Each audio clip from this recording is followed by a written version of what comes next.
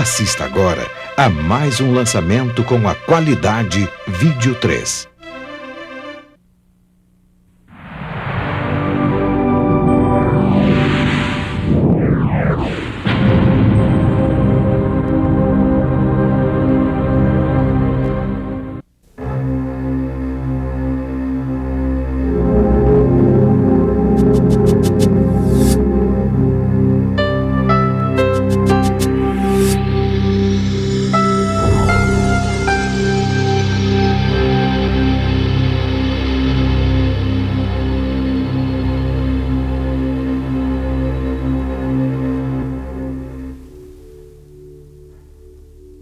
You're out walking one day. You glance up at the sky. You see silver wings on the horizon, reminders of a long-forgotten past. But we still remember our heritage, and the time is ripe to acknowledge our roots. Our brothers from the other worlds are ready to embrace us. Oh, that would be a joyous re-entry into entirety. Would be a great chance for us. It's our own decision. It's up to us.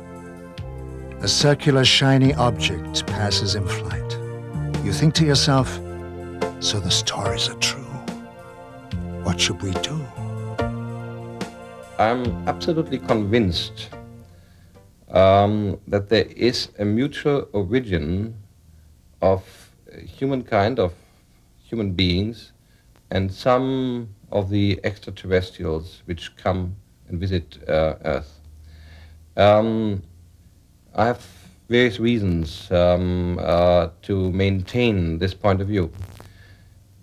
There is a group of extraterrestrials which are really identical with human beings in their size, in their physical look, in their physical makeup. If we take the reports of witnesses seriously, and I do.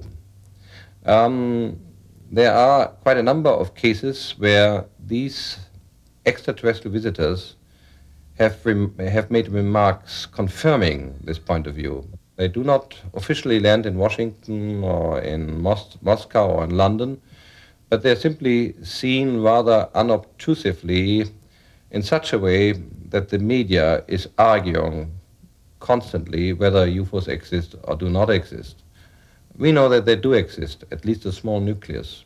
And whatever their intentions are, I'm sure there's a development in the last few years that it will not be long until we find out.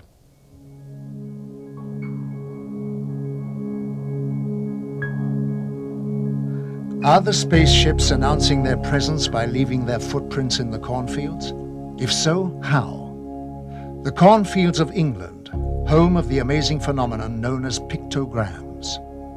In 1990, 1,200 complex symbols appeared in southern England. Some showed a remarkable resemblance to carvings found on ancient monuments. One opinion is that they are a message from spacecraft. Another is that it is energy coming from the ground, reacting with energy from space. All agree it is intelligently created and possibly connected to the nearby stone megaliths. The pyramids, one of the 8 wonders of the world, are monuments to a forgotten civilization. But how did they achieve such feats of engineering? And why are there identical structures on Mars? It is said that the pyramids were built by another civilization for the purpose of containing energy devices to exchange cosmic energy. The pyramids acted as a focusing device to focus energy on the planet at the zenith, which is in exact alignment with the Pleiades. Some people have had contact with beings from the Pleiades who told them that they were here to help us. When asked, "Why do you help us?" they said, "We would like to tell you about the importance of cosmic law, to live by it, not to neglect it. The greatest gift to yourself is to understand yourself through cosmic law. In our world, we give our children this understanding so that they will have a richer life. We come from throughout the whole universe, and we will reveal ourselves to you more and more until you come to understand the universal language." My first encounter, I was determined, if it took me the rest of my life, I was going to find out that day what I had seen that day, and I have never let up from that moment in time. And it has been worth every minute and all the money I've spent on it, because now I am a far wiser person than I was when I started. I know things now which I would have never known had I not got involved in this thing. That there is a far higher force out there operating than we could ever conceive. And that they're here amongst us. They come and go as they wish. They are watching us, guiding us, and directing the direction we go in. Of that there is no doubt.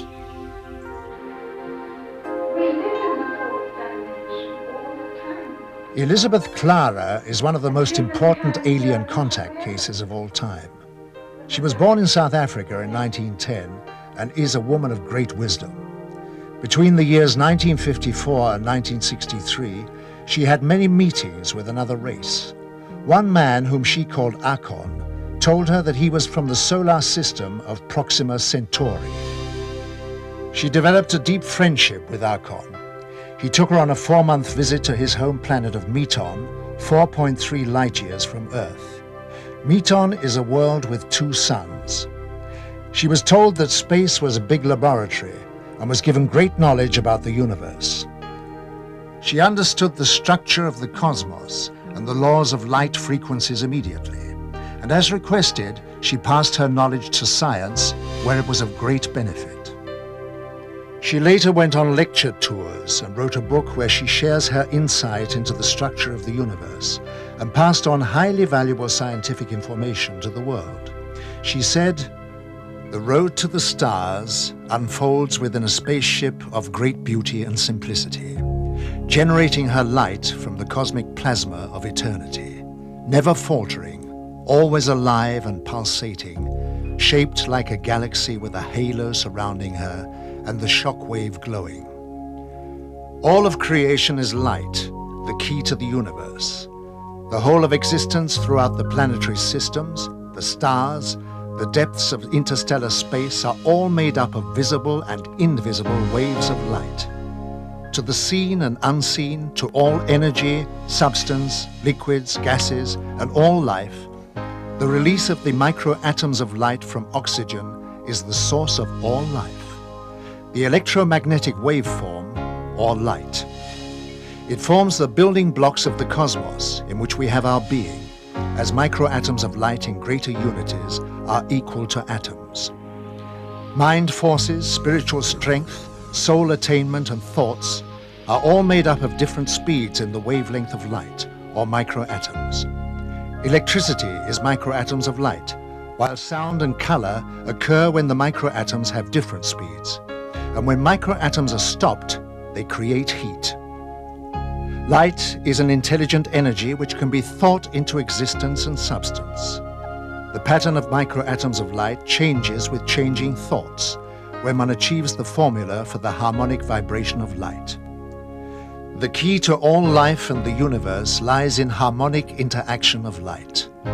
The mathematical formula for all transportation lies in the vibratory frequencies of light harmonic, with anti-gravity waves and time waves, which are simply the frequency rate between each pulse of the spiral of light.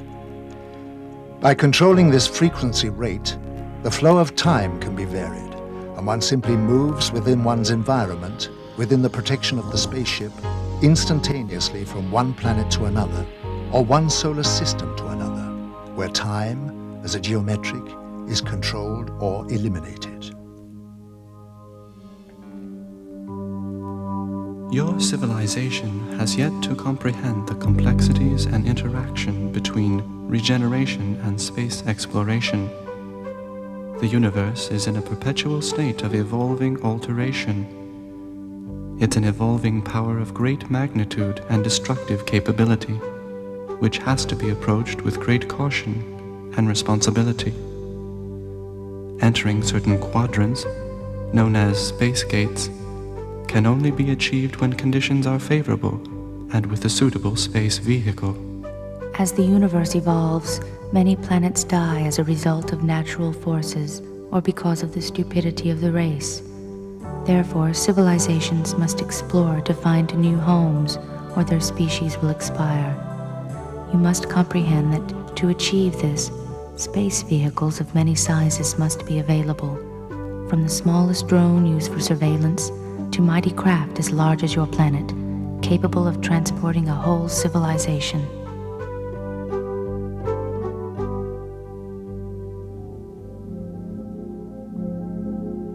Our move into space is a natural step which has opened the door for science to progress into areas not previously possible on Earth. And with this will come a new technology. Space has achieved a return to Earth. And I've always maintained that we need to fly into space and we need to develop the capability and the horizon of flying into space in order to return to Earth with better capabilities and the know-how to solve our problems on Earth, the cardinal problems of the next century. And so when I talk about flying to the moon and flying to Mars, it should not be misunderstood as a flight, as people running away from a home they don't like anymore. It is really a return. It should be a return to Earth, and it should all happen in an integrated fashion, that we explore the planets while helping Earth, that we explore the planets in order to help Earth. By exploring Venus and Mars and Jupiter, we learn about Earth by comparison. And so by comparative planetology, we learn about ourselves and about our home. And we need to understand that planetary research, people landing on Mars and other planets, will not be done by somebody far away from us, but it'll be part of a connected, holistic program all the time. Earth will remain for us the center of it all and the purpose why we do this in the first place. These are the footsteps of our spacecraft reaching out towards the heavens in the search for knowledge and extraterrestrial life. We are embarking on a dialogue for which a common language has yet to be created, and which, when in full swing, will pose questions we have never ever envisioned, not even in our wildest dreams. There is life elsewhere, and therefore an extraterrestrial civilization to which we stretch out our hand evermore, whose attention we wish to attract, and with whom we wish to make contact. I am convinced that we shall be able to make contact on a broad basis. After all, there are already very many who have. And this contact between people is just as important as that with the universe.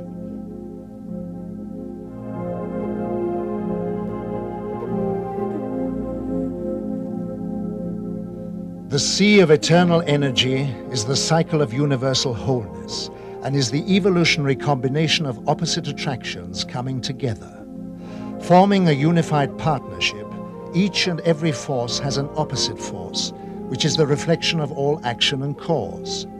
The thought of love and peace will reflect love and peace, whereas the thought of anger and pain will reflect these negative energies. The energies projected will travel the course of the cycle, eventually returning to the source as with life itself.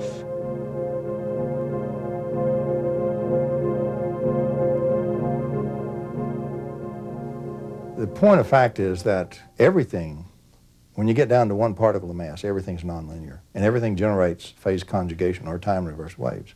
It's called Newton's third law, by the way, the generation of the reaction force, equal and opposite. Now, if you really believe that there really is an equal and opposite force for every force that's generated, then its opposite is also generated. And so everywhere you look, for every process, there will exist an equal and opposite process. And as you look at the universe, indeed, that's what you find.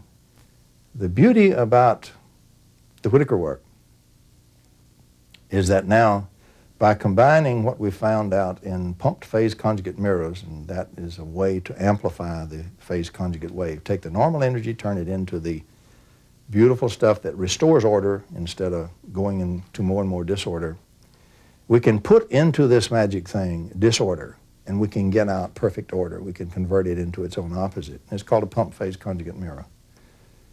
By doing that and amplifying the time reversed wave, amplifying the order, if you will, we open up a totally new physics. For example, the concept of energy is, in everybody's mind, the assumption that you take the energy, you bring it into something, you do work, which is scatter it, and that's called heat.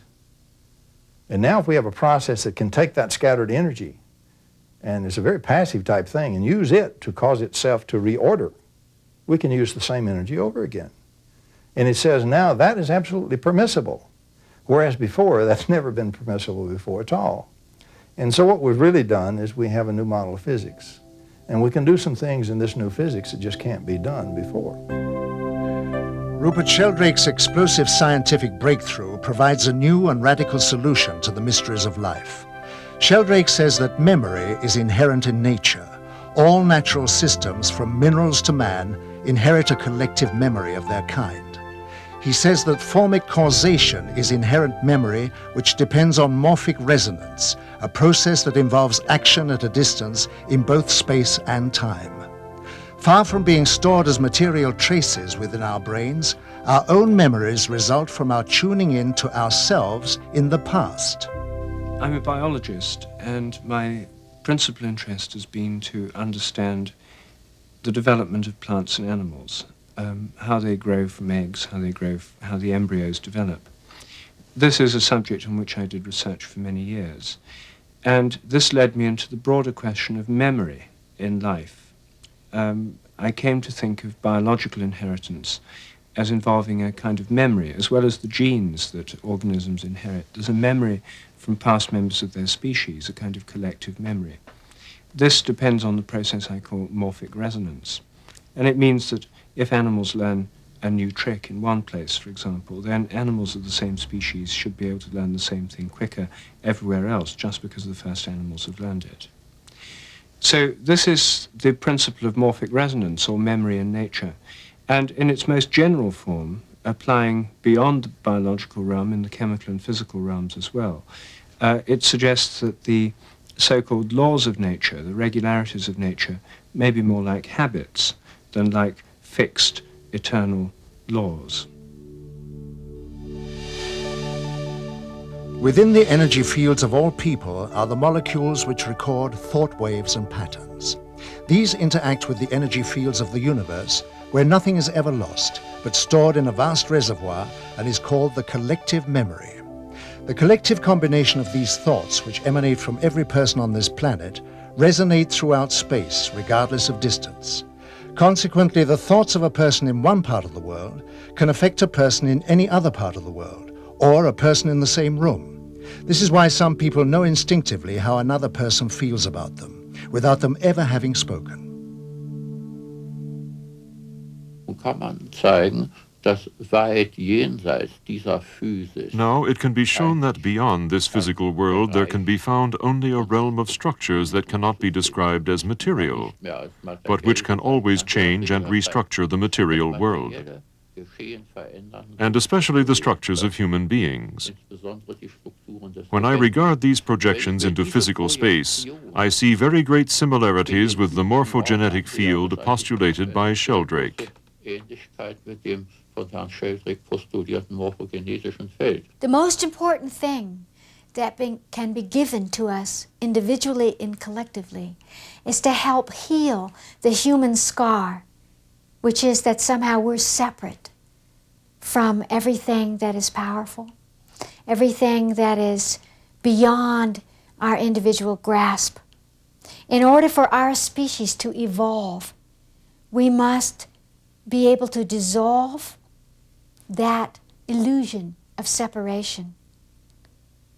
Sheldrake has given us a vocabulary which talks about our resonance, our innate resonance, beyond the differentiation of species, but rather incorporating cosmic consciousness. It's something that I talk a lot about in my work. For I have discovered that we not only have a physical DNA which offers the blueprint of our physical vehicle of consciousness, but we have an emotional DNA and a spiritual DNA which piggyback with us into this existence. Science is still struggling with that which is invisible. But as we begin to recognize what I call the essence, or what Sheldrake calls the resonance, we begin to be able to articulate something that can be perceived and utilized. Because if we understand our emotional DNA, we can begin to sculpt it so that we select with wisdom and grace only the blueprints that facilitate the evolution of our species. As we use these faculties of resonance, we can begin to acknowledge consciously that we are communing with other species and that we are influencing them, for we are influencing them. Whether they are civilizations beaming to us from outer space, or they are from within. There are even civilizations within the structure of the planet Earth itself. There's an infinite opportunity to practice resonance. And resonance really means becoming conscious of our vibration so that we attune and align with a vibration that we perceive, enough to exchange. Whether that exchange is an exchange of DNA material or conscious material which is beyond what we can pull from our present microscopes, physical apparatus, which verifies life. Life is, after all, still beyond the particles that we have been able to see with our technology. Dr. Sheldrake has brought about a whole breakthrough in science. In short, what he's saying is that there is a template behind the structuring, the configuration of the forms that we witness on the physical plane. And that template is dynamic instead of static. That is, that it does pick up the feedback from the way things get transformed at the physical level. So that, for example, if you, if a laboratory in New York is seeding a crystal, and then another laboratory in Paris is seeding the same kind of crystal, the fact that the crystal is being seeded in New York is going to speed the process of the seeding in Paris, even though there's no communication between the scientists on both sides. Actually, it is a confirmation of the general theory, what is called the non-local acausal theories in physics. That is, that the world is an unbroken whole.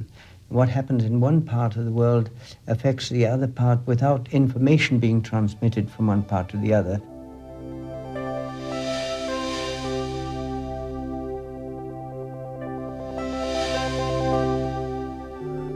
Our correlation with the universe is our influence on growth, and is also our strongest innate power to reveal everything there is. The real potential of the human being, number one, is to comprehend reality. That's what we're here for. Number two is to comprehend that he is not just,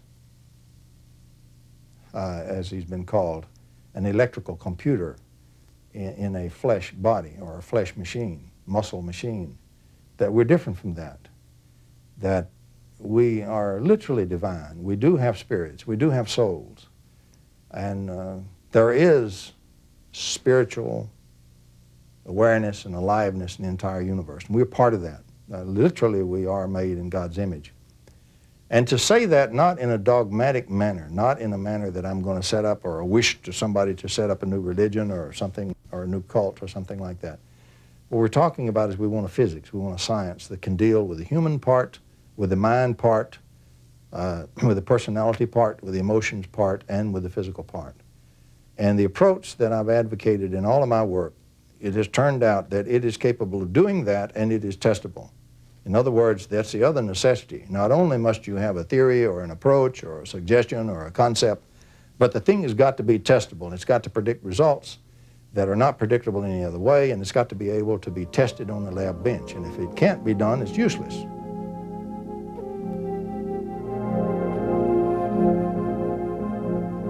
The universe holds the necessary resources for us to structure our world to our needs. When man begins to tap into the secret of this most miraculous expression of infinite variety, he becomes the creator.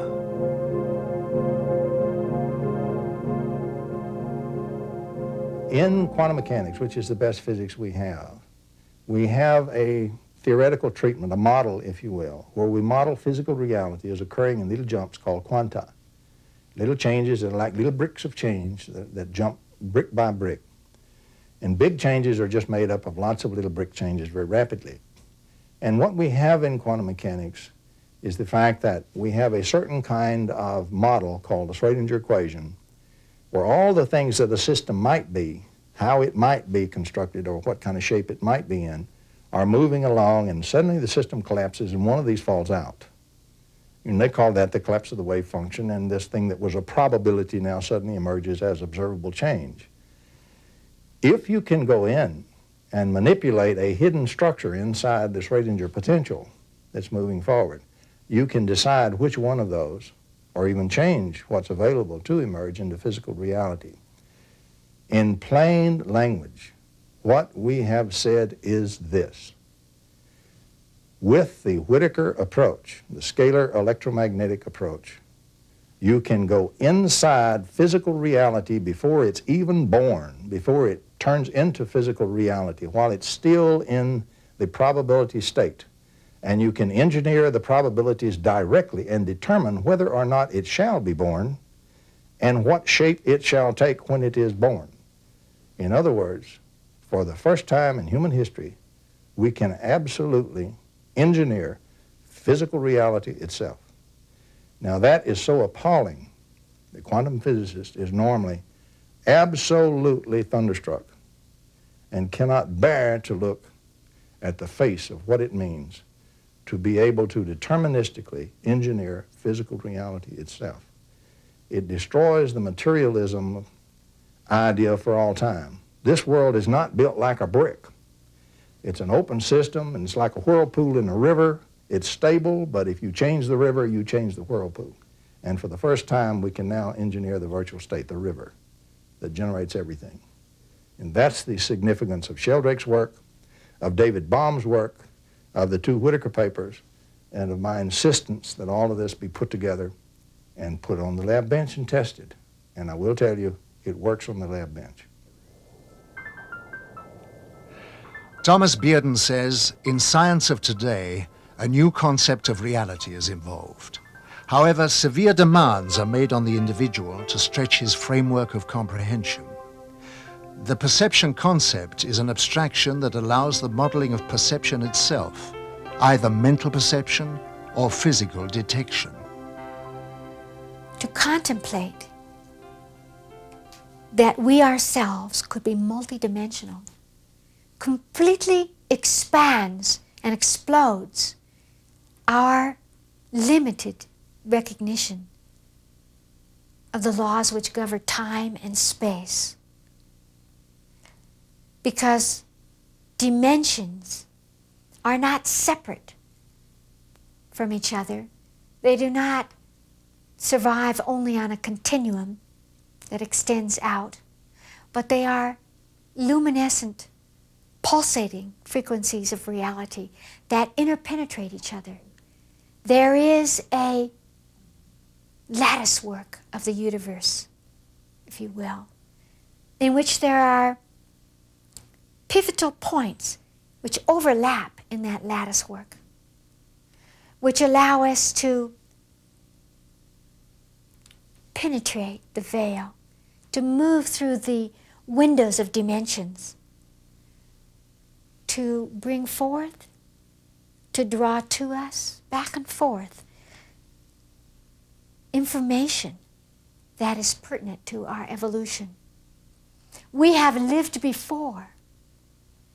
We can access many bodies, both human bodies and other forms of bodies that can help us in this catapultic leap of consciousness so that we can utilize the universe as it exists for us. Multidimensionality simply means that you are a hologram. You are a holographic being, and that your focus in any one dimension is just a point of reference on that circle, that holographic circle, which is not only on one plane, but on many planes simultaneously. As we identify ourselves as humans on one point of that hologram at this moment, if something were to trigger your multidimensionality, you would recognize that that point of reference on your hologram is available to open you to all the other points of reference that are interplaying with that point, so that you could see that you're much more than you think you are, that you can know what any human has ever known, ever will know. At the Light Institute, we travel along the fibers of the DNA which create our physical vehicle, so that we recognize how it is that generation after generation can and does, in fact, overlap with realities that are going on simultaneous to ourselves. We are of the stars. We can be of the stars and of the earth at the same time, and thereby enrich the experience we're having in these bodies by acknowledging and experiencing multidimensionality. Jill Peirce is a well-known author and lecturer who specializes in the science of sound, which is now widely acknowledged throughout the Asiatic and alien worlds as being a key to the sixth dimension, which, among other things, is responsible for that which we call creativity and inspiration. I think when we are inspired, for example, when we're inspired and we are in a creative mode, as an artist, as a composer, as a writer, we are tuning into the nature of the universe through a kind of resonance, and which means that we are able to translate the structure of the universe into some other modality. I don't use the word symbol because I think it's much more than a symbol. I think it's a kind of recognition of what it is. It's almost like a translation rather than a symbol.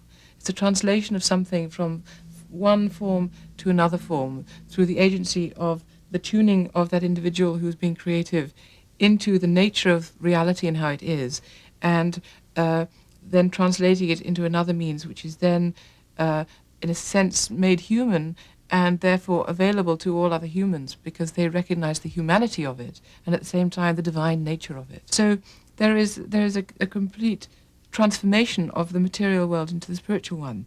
And this, I think, is something that only human beings can do. So we have one aspect of ourselves which reaches out into the heavens, into the multi-dimensional universes, and at the same time we have our feet very firmly on the ground. And so we're able to bring these translations about because we uniquely are both physical and non-physical. And in my work, I find that this whole translation process is done most effectively through sound, because sound, in a sense, like humanity, is something, on the one hand, very material, in that if you analyze music and if you analyze sound, it comes about through counting. You know, you go like this, you're interrupting the continuity of your experience. If you do it faster, you get rhythm. If you do it still faster, you get a note. If you do it still faster, you get the harmonics.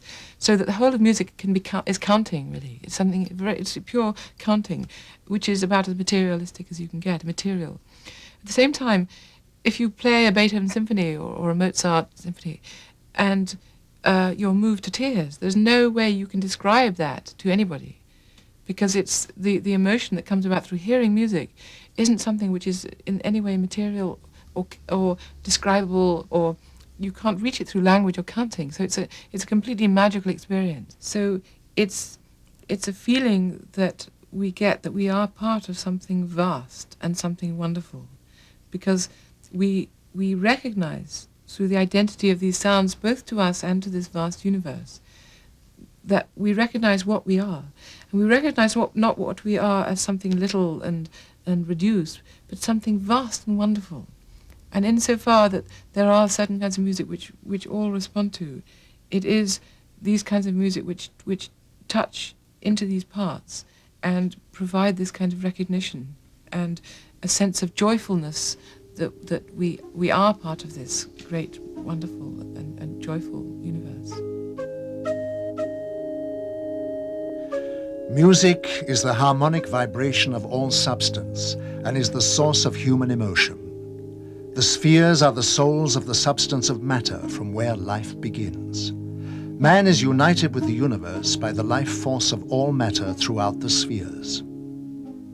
Well, first of all, the spheres, in traditional understanding of the spheres through the Christian tradition and into the Renaissance, the spheres were supposed to be the spheres of being which separated humanity and the earth from God. And so when a soul was born, a little bit of God substance separated from God and passed down through all these spheres, through the realms of mind and potentates, and the realms of the angels and the archangels and the fixed stars and the planetary spheres, down through the elements and finally into the element of the earth. So the soul would pass down through these, and as the soul did so, it would pick up the astrological qualities, the particular configurations of its own nature according to the space-time moment of its birth. Now, at the same time, if what Plato tells us is true, it would also pick up its own musicality. It would pick up the musical quality of the spheres according to the space-time moment of its birth. And so it would be born a musical being. So it's actually the understanding that comes to us through understanding sound is that the universe is not only alive, but understandable.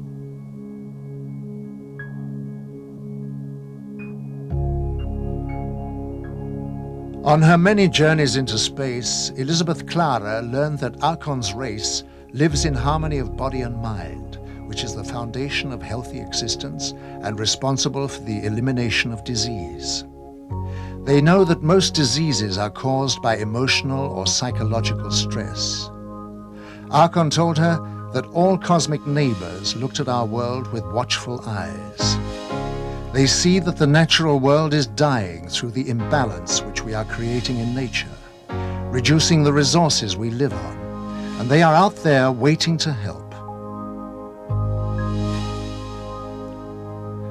When asked why they didn't come more often, they said, to come here, we have to make many kinds of adjustments to the body because we are uncontaminated.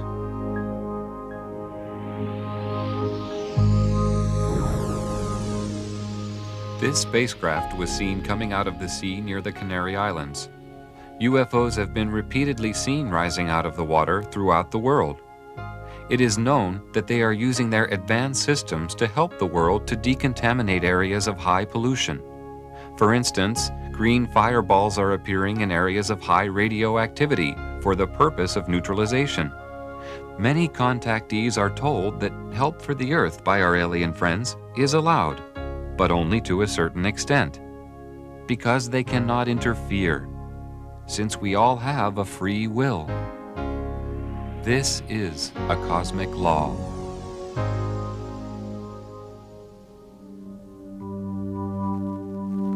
Life in our own planet is different to what you experience on Earth. We have long overcome the negative aspects of aggression, jealousy, and power.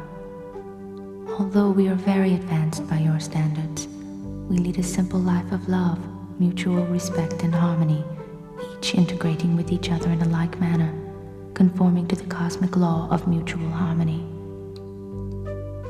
Our family unit is the integration of like souls, which is a form of higher love beyond your comprehension. Children are born of these family units to evolve into even higher levels of understanding. Partners are not tied to each other as with your earthly rules. The merging of auras of the twin souls is a bond of such love and understanding that rules are not necessary. We do not have rules as you understand them. Law is a code of conduct. We do not require a code of conduct as you perceive it. Age is of no consequence to us. We merely exist in this form for a term of many times your lifespan, and are then reborn to a higher level. Our harmony with our environmental surrounding is absolute. Elizabeth Clara was brought to our planet by Alcon as a step towards bringing understanding to your race regarding the life and ways of cosmic neighbors. The mutual love which existed between them was a natural harmony of souls. Alcon could not have lived permanently on your Earth because of your contamination.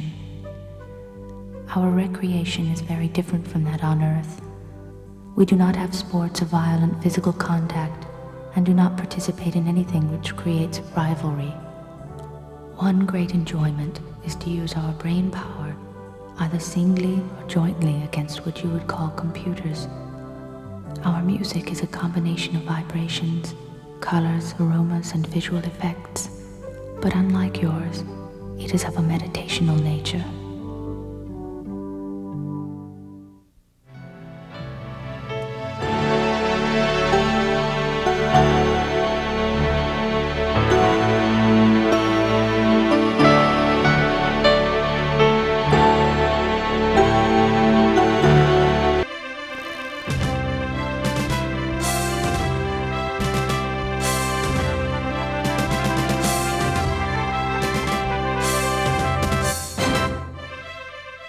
Assista agora a mais um lançamento com a qualidade Vídeo 3.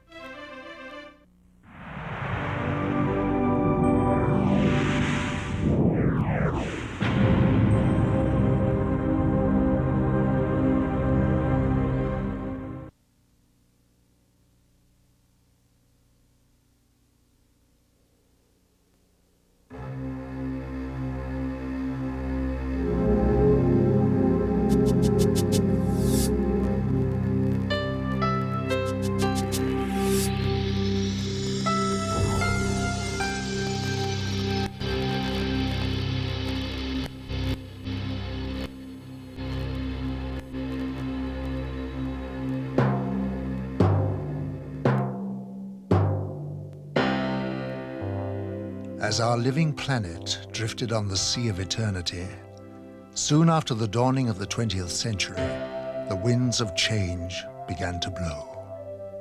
Events were to take place which would change the course of mankind forever. The atomic age had arrived.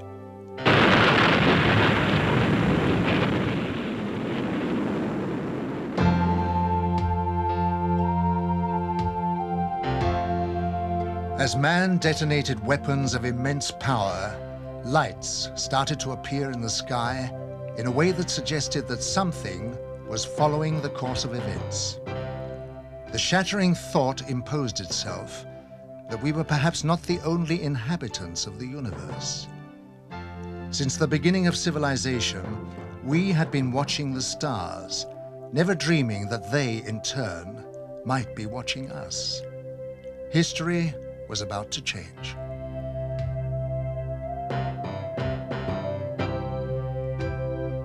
Because these lights appeared suddenly in the sky over Washington on July 20th, 1952, moving from the White House to the Capitol, hundreds of people witnessed the extraordinary event, and it left them stunned. The lights instantly jumped from one position to another, They were also observed by high military officials who knew what the lights were trying to say. The public had never seen anything like this, whereas the military had already a long history of involvement with these alien visitors, but had kept it from the public. An immediate emergency meeting was called to formulate a plan to divert public attention away from the occurrences. From that day on, it was decided to place the subject under the highest classification of security. Then came the first announcement to mislead the public made by Chief of Air Intelligence, Major General John Sanford.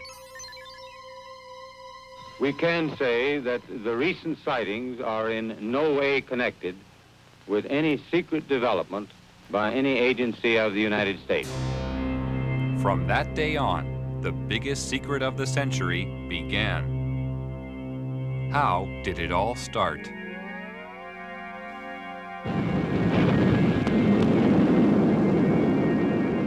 After the first atomic bomb was detonated, more tests were made of the effects on the environment and human subjects to gauge the degree of contamination unleashed. No knowledge of the devastating long-term effects existed at this time. Here in New Mexico, an Army base close to a small town called Roswell became the focus of attention on July 2, 1947, when Bill Brazel, a farmer, found a crashed disc-shaped craft on his land. The military arrived on the scene and quickly isolated the spot when they found debris scattered over a wide area. They also found 4 dead humanoid alien bodies who had been ejected from the craft. Because of many recent UFO sightings by the military, they accepted the existence of visitors from outer space who obviously possessed a technology which was far beyond our understanding. Now, for the first time, they had tangible evidence and were eager to learn its secrets. Roswell was the home of the 509th Bomber Wing, the sole American atomic bomber group. Major Jesse Marcel, an Army intelligence officer, was engaged on the recovery operation and asked Walter Haught, the Army Public Relations Officer, to prepare a story for the local newspaper. He told me to prepare a release with basically the information that he gave me over the phone. When it was done, to take it into community and hand deliver it to the 4 news media we had in Roswell at that time, which is what I did. The story was published in the local paper. The news was also prepared to be aired by the local radio, but Judd Roberts, the radio station manager, was warned not to broadcast it. Sorry. The question that we ran into is the very next morning, some friendly person, probably from Clinton Anderson's office, called us from Washington and said, we understand that you have some information, and we want to assure you that if you release it on this matter, because it's not supposed to be released, it's very possible that your license could be in jeopardy, and so we suggest that you not do it. And he said, when I mean in jeopardy, like maybe 3 days. Preparations were made at Roswell Army Base for the transport of the wreckage. Robert Shirkey witnessed the secret handling of the parts. They came in the front door, straight down the hallway, and right out onto the ramp to climb into the airplane. And these were the people that were carrying parts of the crashed flying saucer at that time, UFO today, that I got to see. And that was the only thing I got to see. And it was very short, very quick. Colonel Blanchard, in order to get out of their way, had backed into the doorway of the ops office. And I stepped up to him and I said, Colonel, turn sideways, I want to see too. On instructions from the Pentagon, Thomas Jefferson DuBose and General Ramey created a cover story saying the crashed object was a weather balloon. We used that in order to assuage the curiosity of the press. The wreckage was loaded back onto an aircraft and flown out under cover of great security and secrecy to Wright-Patterson Air Force Base. The pilot kept silent for several years, but informed his wife after the story appeared in a newspaper. I guess now that they're putting in the paper, I can tell you about this. I wanted to tell you for years. He said, I want you to read this article because it's a true story. And I not only know that it's true, but I'm the pilot who flew the wreckage of the UFO to Dayton, Ohio. Wright-Patterson Air Force Base was considered the most technologically advanced research center in the United States. The wreckage of the Roswell crash was dismantled for analysis. The matter was considered of such importance that the orders came directly from President Truman. Under the cover of the CIA, Truman created a group called Majestic 12 for dealing with and covering up all information about UFOs. President Truman gave the task of handling UFOs only to the highest-ranking generals. After the Roswell crash, a special group of scientists was formed and facilities built to be prepared to deal with any further UFO crashes which would occur. Wendell Stevens was a lieutenant colonel in technical intelligence in the U.S. Air Force and is now a UFO investigator. Now having an extraterrestrial vehicle and some bodies in their hands, didn't know when the next one would come down, where they came from, what they were going to do about it. There were a lot of unanswered questions. And the United States was in a turmoil at the time administratively because we were shifting from a war economy and a military-industrial command structure to a civilian structure. So the military was still dominant, and they wanted to keep control of this until they knew what was happening. So they created, and remember, General Marshall was our Secretary of State at the time. He was a four-star, a five-star general. These people selected certain representatives from the military-industrial complex that they controlled, generals and admirals and certain scientists that worked with the military and worked with industrial planning. These men were designated as a task force to take charge of any event that followed. And one did. Almost a year later, on the 25th of March of 1978, the next one came down, 1948, the next one did crash, and it came down under observation by radar, so that we knew where it landed at the time that it struck the ground, and a helicopter was over it in less than an hour.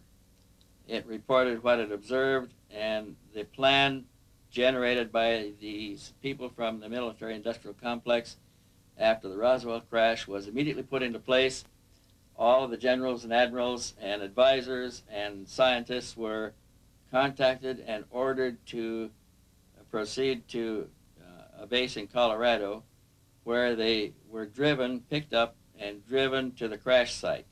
Now, all of these men have gone to the scene to see for themselves what an alien vehicle looks like, and they were going to advise General Marshall directly, who was controlling everything from remote position from telephones, on how to proceed. And when an operation is that big, you can't cover everything up. We discovered that the owner of the property where the vehicle came down was arrested in his house with his family, and they were kept in the house for 4 days, not allowed to go outside or anything. All the roads in the area were blocked. All access was closed. People that lived close enough to know something about it were kept in their houses. Now, if it never happened, then this evidence wouldn't exist. But now we are finding solid evidence that something strange did happen and that these events actually took place. Then we found people who observed the recovery of the craft from a distance, that saw the task force moving across off roads over country to a secure military facility at Los Alamos. And with these leads, we were able to turn up other witnesses, all of whom had been sworn to secrecy by their superiors at the time they participated in these events. And only a few of them would talk to us, and only on condition that they not be identified because of their vulnerability. What happens in a case of violation of security oaths of this nature? They could lose all pay and allowances due or ever to become due. They could be imprisoned. They could be fined a lot of things that none of them could stand.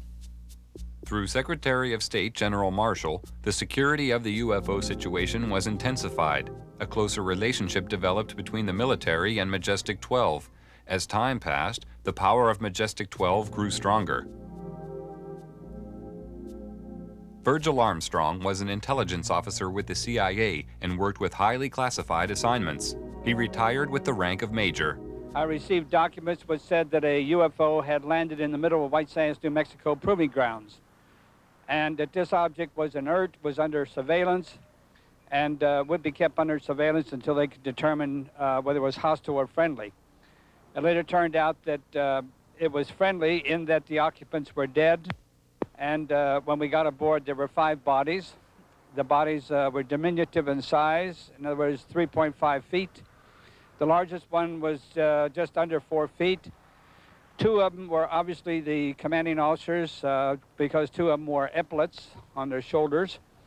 Later turns out that they were all male. When we flew them back to Wright-Patterson, of course, the examination, physical examination, and the autopsy, of course, revealed that they were indeed all male.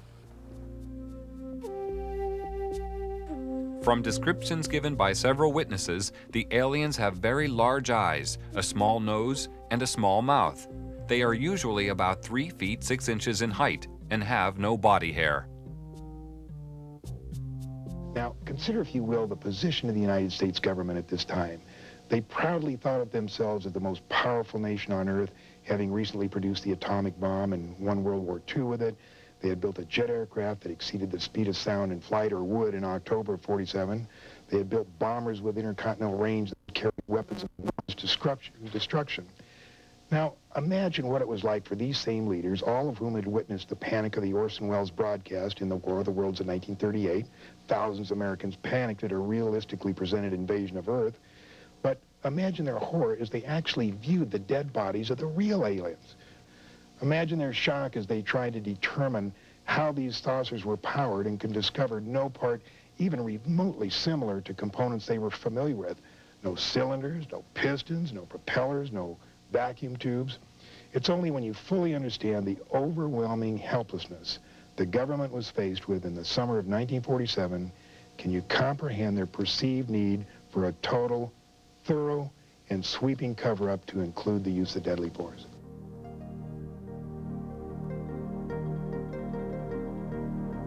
Increasing numbers of civilian witnesses reported seeing UFOs between 1945 and 1950. Among these, many reported personal contact with aliens who look exactly like us and had come in our best interest to guide us through our problems and warn us against taking the wrong direction. Many of our race already exist on your planet, living and working among you for the purpose of giving advice and guidance to a limited number of individuals with whom they make contact. The people contacted know we are among you and have been chosen because of their awareness and understanding of the higher cosmic laws. Your society is not yet ready to be made aware of our presence, but as your evolution progresses, we will reveal ourselves. Your authorities persist in trying to entrap our kind with the purpose of obtaining knowledge for aggressive means. This cannot be permitted to occur and is the main reason for our secrecy.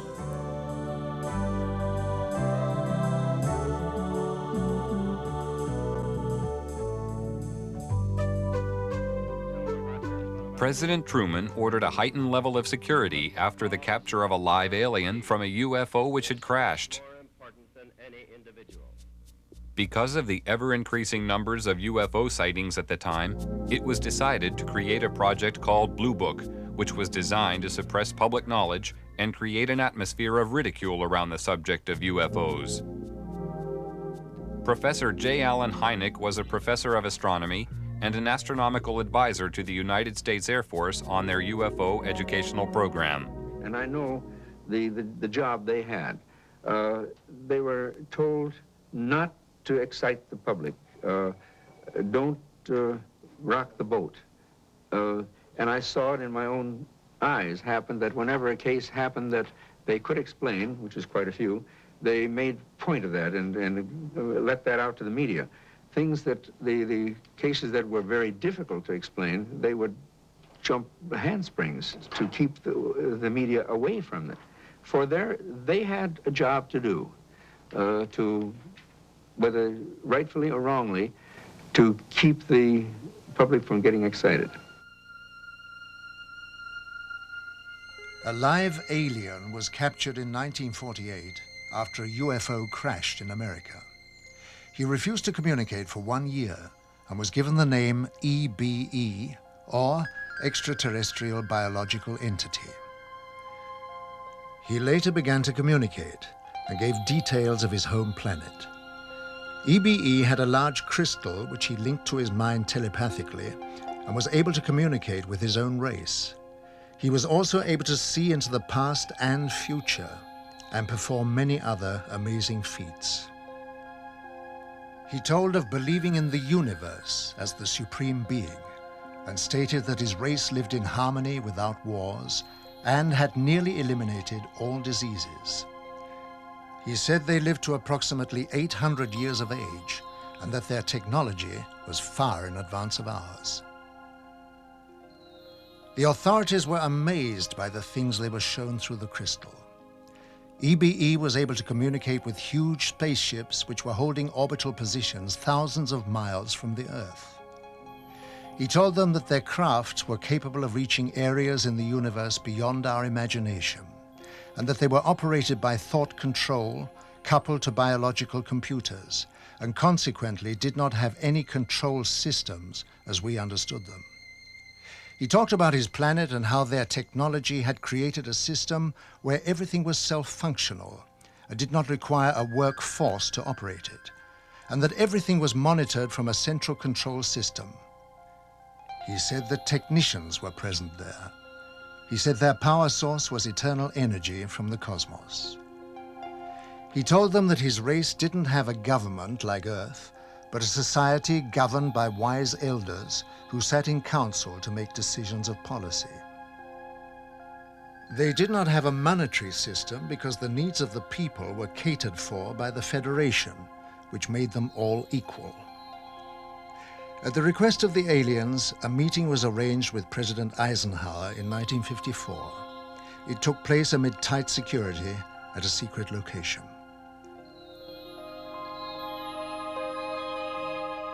At this meeting, negotiations took place regarding the permitted presence of the aliens on Earth. Eisenhower told the aliens that the world was not yet ready for them.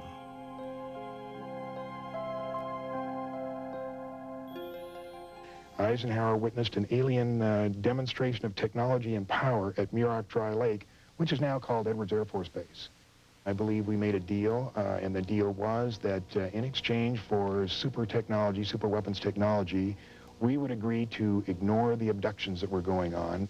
He made it more military-oriented than, say, a civilian president would have. And it's this, I think, that has let his actions let the real power of the executive office slip through the hands of the president into MJ-12. The President of the United States does not have a high enough clearance to know the whole thing. And it's interesting to note that above top secret, there's 38 levels of clearances. Eisenhower's the last president to have a full briefing on the alien problem. There was a disdain of elected officials throughout the intelligence and military communities, and they just didn't like elected officials. So every president since then has not had high enough clearance to know the whole problem. Now they know there's aliens, they know we've recovered saucers, and they know that we're trying to get technology. But there are certain other things which probably only about 25 people on the face of this earth know. When members of our race visited the Earth, we told you we had a technically and emotionally advanced order who had made the mistake of permitting our technology to stifle our emotional role. Through the course of time, we had become totally devoid of any emotional instinct and were unable to experience love, hope, or joy. The result of this was a race which had become totally mechanical and had lost the reason for existence. We need help, and we looked to the human race for help, because we realized that all the higher emotions were still alive on Earth. We requested the facilities and material biological assistance necessary to transfer the DNA to our race, to assist us in evolving again. The loss of our emotions was a gradual process which came about silently, without us being aware of it, until it was too late. We now realize that emotion is the greatest gift any creature can have, and without it, existence has no meaning. We need to feel the joy of love and beauty, and to be able to be happy or sad, or even cry and show affection to our own kind. To bring back the spirit of friendship and loving harmony to our world. It is rather problematic about talking or analyzing possible reasons for extraterrestrial visitors. What is the purpose? What are their intentions?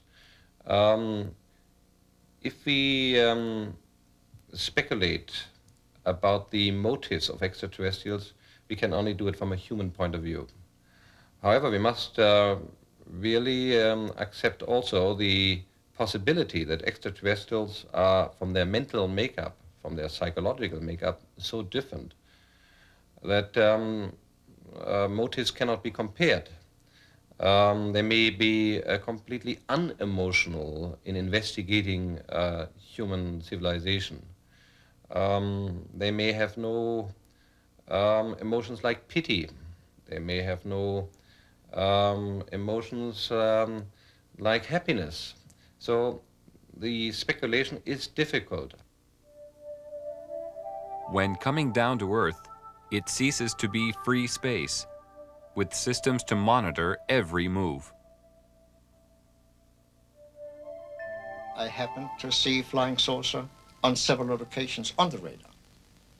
I even intercepted with 4 jets in '55, and it was clear to me that the saucers we intercepted could hear what I told the pilots, because they reacted on my instructions to the pilots. It was one day when one of my people in the radar called me and said, "Major," I was captain at that, "Captain, we have something on the screen which passes with a speed of 18,000 kilometers per hour. Impossible. Nothing could fly with that speed. I went out there, yes. They were passing with 18,000 kilometers per hour. All of a sudden, after some while, they did not pass anymore. They were stationary around the field. And they came and they left without we could see it. All of a sudden they were there. All of a sudden when the sweep came around, they were gone. I contacted the operations officer and the station commander. They both came out and they wouldn't believe me. I said, "Give me 4 aircraft and I'll intercept them." Okay. Sometimes there were about 20 objects around the field, and sometimes we were down to a few. It was fog, and therefore a lot of people afterwards said, "Oh, it was inversion," but it was not. It's proven afterwards it could not be inversion, which is a meteorological phenomenon. So at 11 o'clock, I had 4 jets at the runway, and at 11 o'clock, the fog lifted so we could take off. And I ordered the 4 jets to take off. In that moment, there was 12 objects around the field. And when I said you are cleared for takeoff to intercept unidentified flying objects, 10 of them went away. Right when the sweep came back, there was only 2 left. One 10 miles north of the field, one 15 miles south of the field. I sent the 2 aircraft to the north and the 2 aircraft to the south. 2 aircraft to the north came first, and I said, your boogie, which is the object, is 12 o'clock straight ahead. 12 o'clock, distance 5 miles, altitude unknown. Do we have it in sight? Gone. Came the next one. When it came up, I said, your boogie is 12 o'clock, range 5 miles, altitude unknown. Do we have it in sight? Gone. So it was clear they could hear what I said. But while the visitors monitor our every move with their superior technology, being technically advanced does not always ensure their own safety. This was proved by the UFO crash in the Kalahari Desert in 1989. One of the most documented cases of all time referred to a 60-foot wide spacecraft which was forced down on the border of South Africa. This craft impacted with the desert at high speed, causing a crater 450 feet in diameter and 36 feet deep. Official military documents revealed that the craft entered South African airspace at 1:45 p.m. on the 7th of May 1989 and was intercepted by 2 Mirage jet fighters. Because the craft failed to respond to communication, one of the fighters was ordered to attack the craft with an experimental laser cannon. This caused the craft to lose altitude and crash. After the craft was retrieved, it was removed to a secret Air Force base. And on arrival at this base, it was found a door had partially opened in the side of the craft. Hydraulic pumping gear was brought to the scene and the door was forced open. When this was done, 2 aliens staggered out of the craft and it was found that one appeared to be seriously injured. They were immediately arrested and removed to a medical centre where a medical team was sent in to try to assist. The authorities at the scene entered the UFO and hieroglyphics were found inside the machine, alien hieroglyphics of course, and various items of electronic equipment were also removed from the craft. The retrieval team from America arrived eventually and the object plus the aliens were eventually taken by C-5 Galaxy transporters back to Wright-Patterson Air Force Base, where further analysis was taken on. When the military entered the craft, they quickly removed portable equipment and instruments, some of which were considered useful as potential weapons. This was not certain at the time, but was clarified after scientific investigation. Also found aboard the craft were a series of hieroglyphics, which indicated that the aliens had a written form of communication. The writing gave the impression of an alien alphabet, but it is not known if any of the scientists present were able to understand its meaning. Data found on the craft were stored on a system of silicone slides. It was obvious to everybody at the site that they were dealing with a very advanced technology, including the propulsion system. As more and more alien technology comes into the possession of our scientists, more understanding is being gained about the physics involved in producing propulsion systems capable of taking man deep into space. The American Naval Deep Space Command, who also call themselves the Guardians of the High Frontier, are responsible for the location and identification of all objects in space around Earth. It's their claim that they can track and identify an object as small as a football at a distance of 30,000 miles.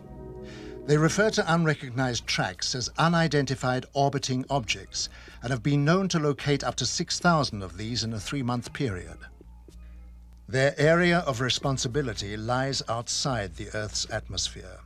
Below this level, the monitoring of the sky is taken over by NORAD, which is the North American Air Defense Network.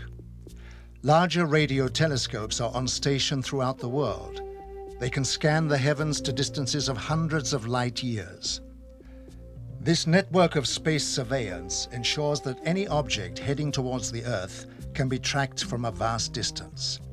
As an object approaches, it is monitored throughout its journey. If any object should land or crash on Earth, the contact point is known immediately, and quick response teams swiftly arrive on the scene. This network was created after the Roswell incident, and since that time has developed into a sophisticated search and retrieval operation. Quick response teams are located in strategic positions throughout the world. Once there, they isolate the area and ensure that the public is kept unaware of sensitive incidents. All over in NATO, they are interested. It's generals and colonels. The Americans are interested, the English are interested. Everybody knows about it. I was one in Wiesbaden with one of the squadrons down there, and I worked with a colonel. And one afternoon, I was going to nearby town, I don't remember the name. And I went to the office in civil clothes to pick up something, and he was sitting there. Hey, Major, he said, where are you going? I'm going to city. What is that? He pointed. I had my badge here with a flying saucer on my blue jacket. I said, what? That, damn it, that. I said, nothing. It's a flying saucer. I said, it couldn't be. You Americans have proven they don't exist. Shut up, he said. He took the telephone and rang. Jack, Pete, come on now. And in a sudden, we had 5 officers and himself. And we talked for 3 hours. And they knew exactly as much as I did. So everybody knows about it. And it is not illegal. And you are not disliked. I have talked with generals for hours, not on my purpose. They asked me to talk with them about it. They have received my magazine, UFO Contact, for years. So they are interested, but since the public opinion is secrecy, they can't go any further. Although many years have passed since the beginning of the UFO era, the veil of secrecy has remained to keep the public uninformed. Despite the suppression of information, millions of people throughout the world are still seeing and reporting the presence of UFOs in our airspace, and many more millions are now firm believers in the presence of extraterrestrial flying machines. They know that UFOs exist. I think what has happened over the years, the government has lied so much that they have painted themselves into a corner, and it's almost impossible for them to tell the truth today.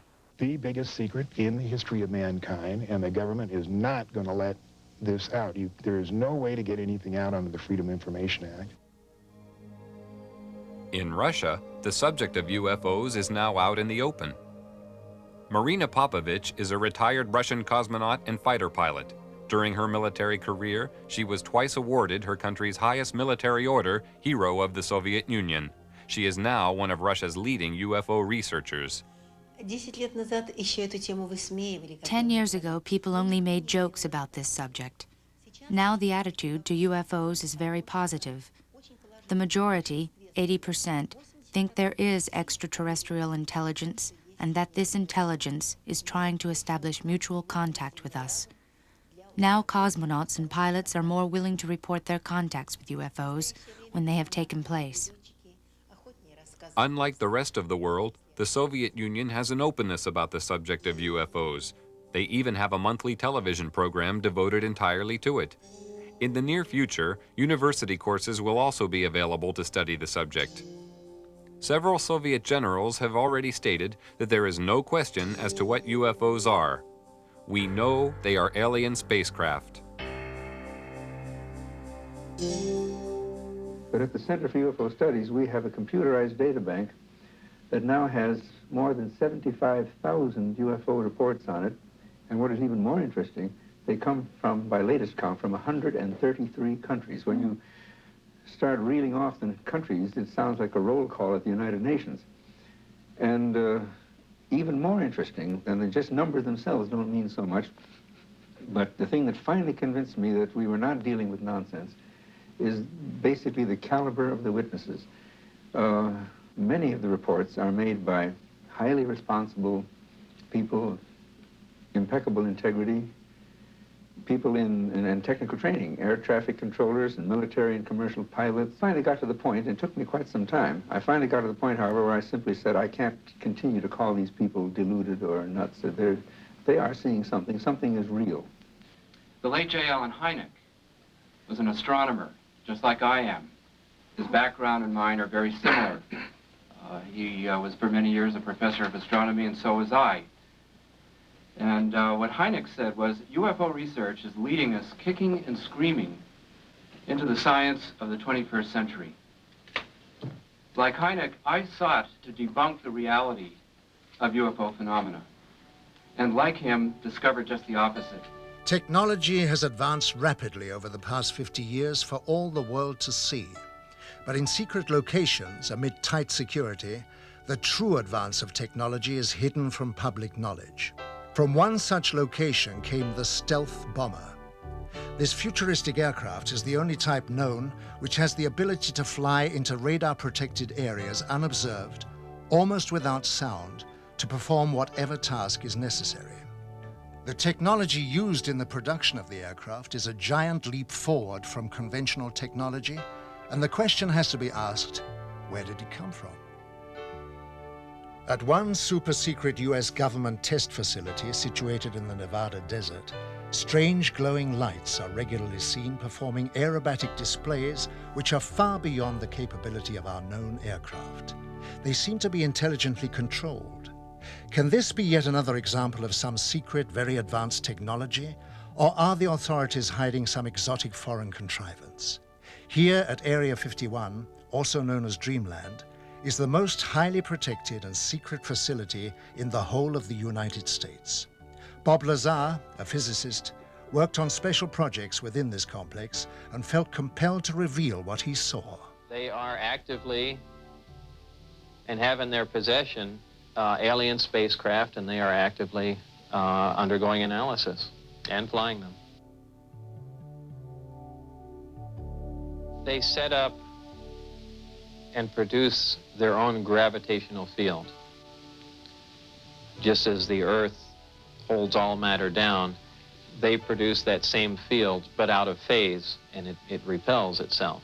The effects that can cause, the way in which everything operates is by all intents and purposes magic. I mean, it is so far beyond our level of technology.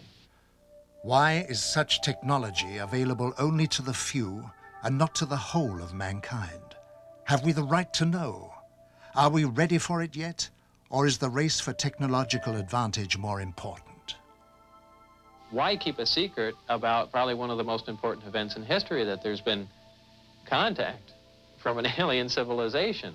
It's a significant event in history, more significant than anything. With the tremendous distances involved, travel to the stars would seem impossible.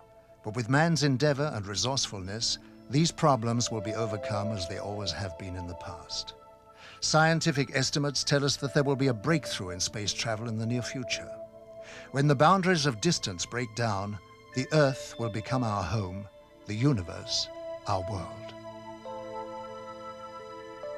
From a point of physics, there are possible models today which may enable shortcuts in the space-time continuum. One of these shortcuts may be black holes. Black holes are the remainder of very large stars which have collapsed to a so-called singularity. And when stars do collapse to a singularity, they leave a tunnel, a gravitational tunnel behind, a rotating tunnel. And in this tunnel, space and time has a completely different meaning than to the normal usage that we make of space and time. Thus, in a tunnel, the so-called Einstein-Rosen bridge, time runs backwards. So a spacecraft which would dive into such a tunnel would move forwards in space and backward in time. When we talk about hyperspaces and opening up the number of dimensions, and if we were to build a vehicle, if our science has progressed to this point, our technology, the applied science, if we develop a vehicle that is capable of doing that, traveling across the universe is not traveling through one space. It's flipping into these other spaces where the other one is only a short space away, a few inches away.